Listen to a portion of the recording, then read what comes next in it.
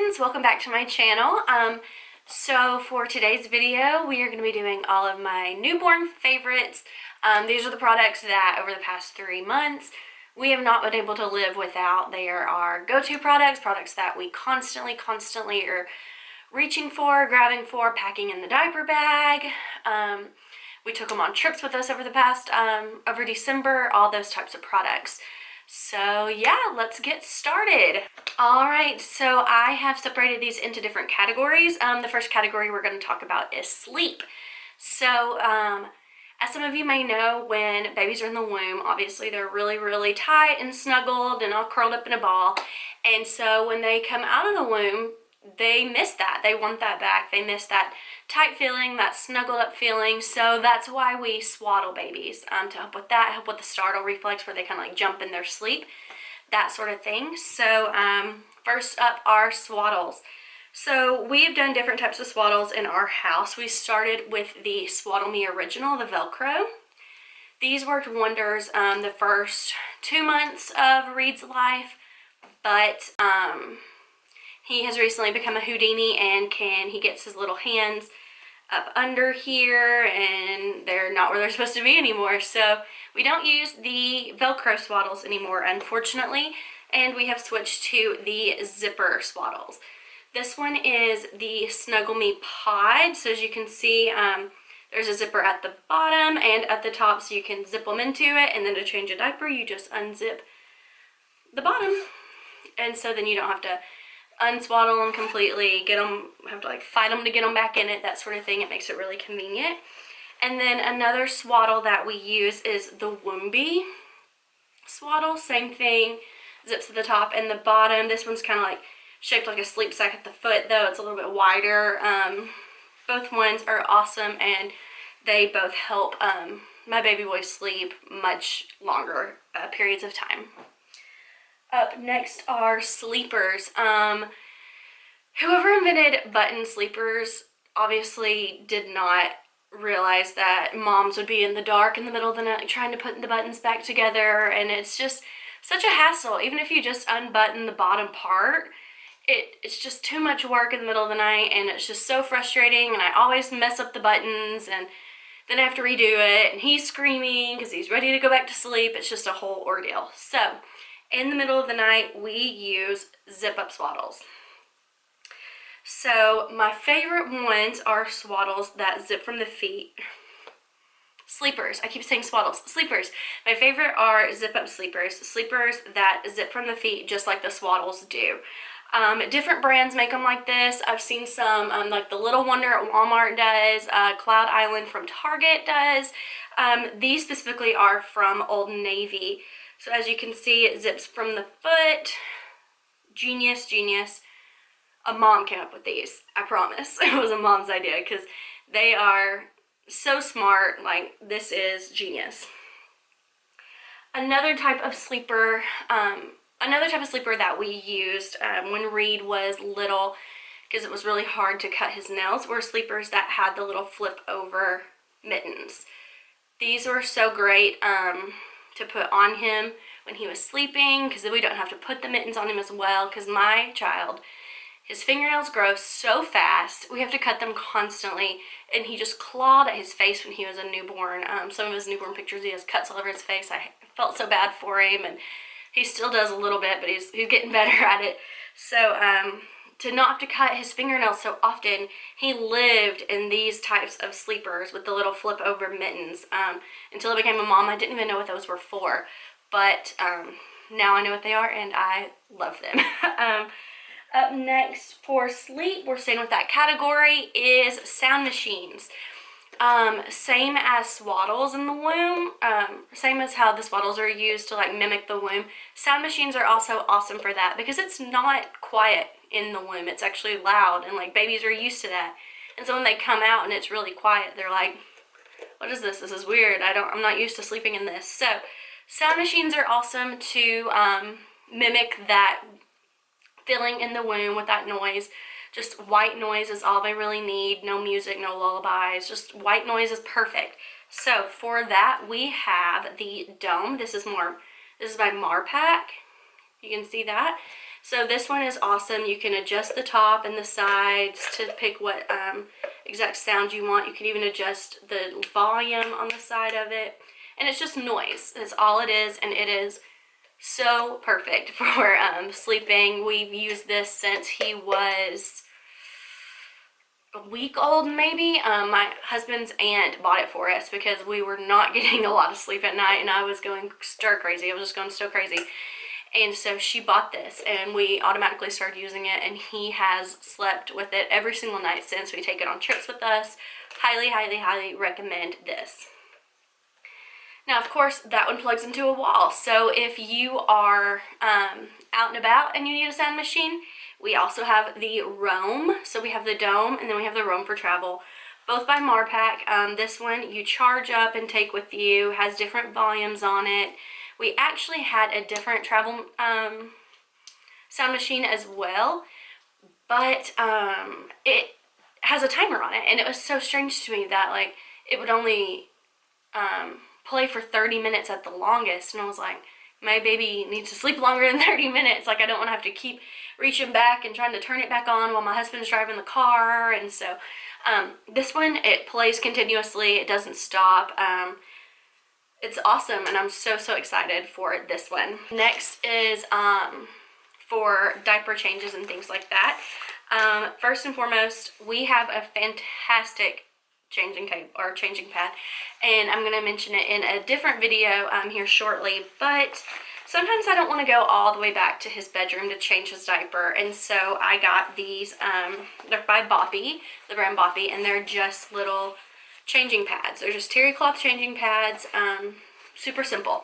So we use these, and we keep them around the house. They're like a plastic liner on the back, super easy to just like throw in the wash, doesn't really matter. So we have a pack of those. I highly recommend getting some, having little diaper stations, one in your bedroom, one in the living room, wherever you hang out the most. Have a little diaper station with one of these in it, because trust me, you are not going to want to go all the way to your baby's nursery in the middle of the night to change their diaper. Trust me, it gets very difficult very quickly. Next up is wipes. There's a lot of wipes on the market. My personal favorite are the water wipes. These are the ones with the soap berry in it as well. So we use these. They're my favorite. We've tried other wipes as well. I always end up going back to these though. They're just so wet, and they don't you can wring them out. They have so much water in them. They're just 99% water, and it makes it so easy to change those yucky diapers. You know, I can use one, maybe I need two for a poopy diaper. Sometimes I can get away with one wipe for a whole poopy diaper, and it's incredible. These are so great, and I highly recommend them. Next is a pretty obvious one. If you're not doing cloth diapers, you need disposable diapers. We have tried a ton of diapers. This one is actually from Huggies. My personal favorite right now is Love's. We've been doing really well with those. He hasn't leaked through those. But I recommend two things. Register for different kinds of diapers. You don't know which kind your baby's going to like. You don't know which kind is going to be, if they have sensitive skin, you don't know which kind is going to work best for them. You don't know which kind. They may pee through the Loves and we don't, you know, that sort of thing. So try different ones out. Another thing is we did a diaper registry, not a diaper registry, a diaper raffle with our shower, meaning that we had put a little card in there, like a little raffle ticket, into the invitation, and it said, hey, bring a pack of diapers, put your name in for a drawing, that sort of thing. And so we had people put their name in for a drawing if they brought a pack of diapers. And so we are 3 months in, and we have never bought a pack of diapers. We have diapers all the way up to size 5, so hopefully we will last. They'll last for a little while. I'm really excited about that and very thankful. And I think that was an awesome idea. So I do recommend, if you are having a shower, to add a diaper raffle in there. Alrighty, next up is feeding. If you are breastfeeding, I still recommend getting bottles. If you plan to pump, definitely still register for bottles, because even though your pump comes with bottles, your baby may not like the nipple and the bottle that come with your pump. So I would still recommend at least getting like a sampler or something. I know Baby List has like a sampler of different bottles. That way you can see which one your baby likes best. Our favorite is the Comatomo bottle. They're all silicone. The bottle itself is silicone, and then the nipple is as well. And so it's super easy to clean. Being silicone, it doesn't hold a smell the way plastic bottles do, I've learned. And it's only 4 parts counting the lid. Like, it's so convenient to clean that they are just hands down my favorite bottles.